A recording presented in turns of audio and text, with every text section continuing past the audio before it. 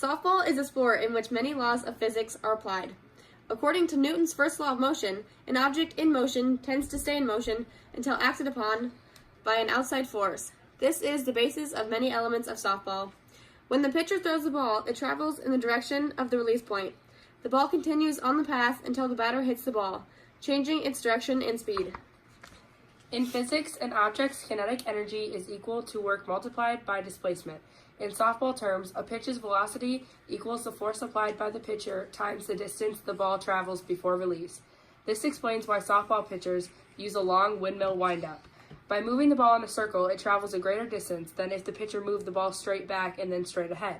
During a windmill windup, the ball accelerates until it leaves the pitcher's hand, after which gravity and wind resistance begin to reduce its velocity. A softball pitcher does several things to add force to her delivery and thereby increase the speed of her pitches. First, she rocks back a bit before moving forward. The forward weight shift adds momentum to the start of her delivery. She also steps forward toward the plate, pushes off the mound with her back foot, and snaps her wrist while releasing the ball. All these forward motions add force and help the ball accelerate throughout the windup, reaching a peak velocity at the delivery point. The momentum of the windmill motion plus the momentum of your body moving forward increases velocity. Also, the release of the ball can change the spinning and curving of the ball. Wrist positioning and movement can change the angle of approach and the rotational axis of the softball. Newton's second law. Newton's second law of motion helps to describe the motion of an object when it is acted upon by an outside force. The second law states that an object's change in motion is equal to the sum of the forces acting upon it. At any time, there are several forces acting on a softball. The pitcher's arm pushes and forces the ball forward.